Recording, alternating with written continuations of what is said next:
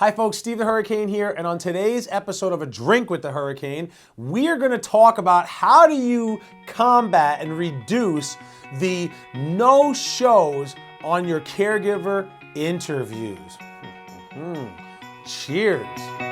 This is A Drink with the Hurricane, the home care sales and marketing talk show that discusses all things growing your home care business. All right. Big topic. You spend all this money recruiting caregivers and doing setting up interviews, and people don't show. It stinks, doesn't it? Now, this is not my area of expertise, so I'm going to hand this episode off to my buddy Annalise, who's spoken at boot camps and other events. She is an expert on this to help you reduce that no-show for your interviews when you're trying to recruit. So here you go, Annalise. Let me take it away. Thank you, Steve. Today, with A Drink with the Hurricane, I'd like to talk to you about something that is really troubling a lot of you in home care, which is the no-show crisis that you're experiencing when you're trying to recruit caregivers. I just wanted to share with you something that Lynn from Visiting Angel in California wrote to me recently. She was saying the biggest issue we have is getting caregivers to commit to the interview and to show up for orientation. Only 1 in 5 will show up for an interview, and only 3/4 show up to orientation after the job offer is made. And I know from talking to a number of you, this is not just Lynn in California experiencing it. This is across the nation. And to some degree, it's not just home care suffering from this. I think it is a trend that we're seeing across society in general. So what can you do to improve and help combat the no-show crisis when it comes to your recruitment?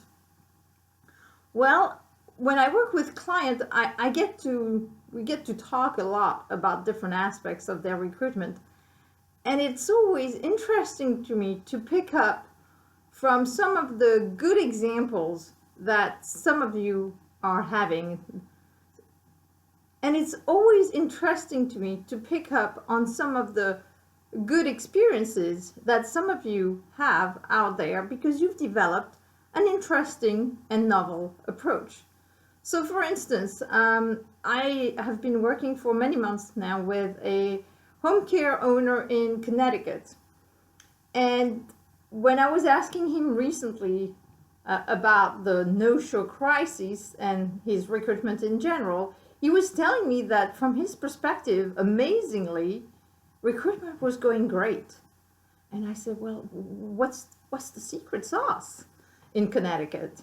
And basically what he explained to me was that they use the selection process, the back and forth that you have with candidates before you're able to get them in your walls and have an interview.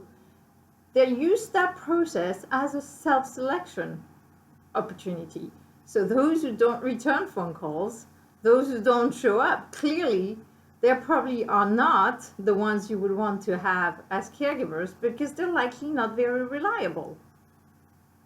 The other thing that this agency owner in Connecticut was saying is we put the onus on the caregiver to schedule their interview.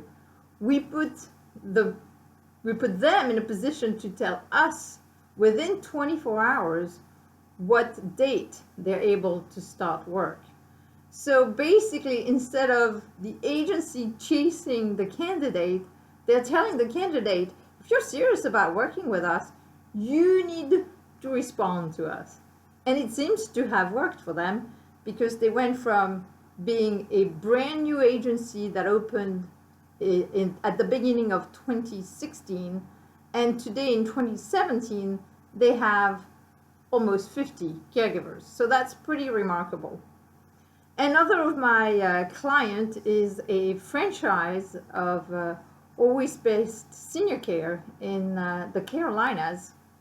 And there, Tracy, the recruiter, was telling me that in the past 2 years that she's been doing this job, she only had 5 no-shows. I was floored. I'm like, Tracy, did I hear this correctly? 5 no-shows in 2 years of interviewing and, growing an agency to about 35, 40 caregivers? And she said, yes. And I'm like, tell me how you do this. And basically, Tracy told me that she just knows when to call. So for instance, once people have scheduled an interview, she makes sure to call them the night before to remind them that, she's still expecting to see them tomorrow at a specific time.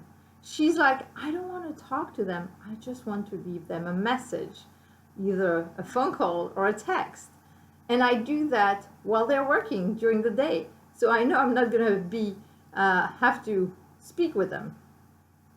So basically, she calls or leaves a text message during the day, the day before the interview, to remind them of their commitment.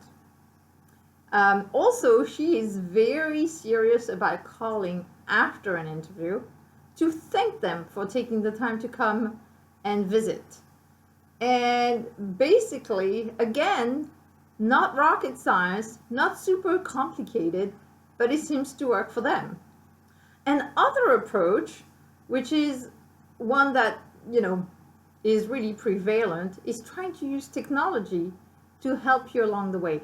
I worked with a fairly large agency in Michigan, where basically we worked on implementing a quick application similar to a marketing funnel, automated marketing funnel, where if you are the ideal client of a business, they will start sending you a number of emails to get you on board and eventually buy a product. Well, there, again, with recruitment, we're not selling a product, we're selling the agency as an employer. And so by creating a quick app online, the system determines whether, and the quick app is similar to a screening interview that could be done over the phone, but there it's all done online by the potential candidate. And if they meet a minimum requirement through that initial screening, they get thrown onto the site where they can fill in an application. If they don't meet those criteria, they're not given a chance to apply. So that is a way to basically optimize the recruitment process, minimize the number of phone call interactions, and again, put the candidate in the driver's seat, deciding whether they want to go forward rather than the agency chasing them. So I hope this has been helpful, sharing some of those success models. And if you have any questions, I'm Annalise Geer, and I'm an HR consultant specializing in the home care industry. Thank you, Steve. That was awesome, wasn't it? Annalise knows her stuff.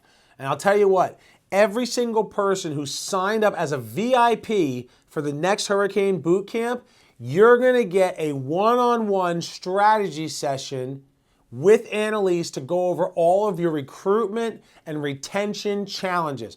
How awesome is that? So folks, I urge you, take action now because the boot camp is filling up and you're going to run out of space. It's going to sell out before you know it. Sign up for the next boot camp, and if you're not a VIP, do the VIP upgrade so that you can get your one-on-one strategy session with Annalise to give you everything you need. Recruitment and retention from her, growing your business and marketing and getting more clients with us, the 1-2 punch to help you blow away the competition.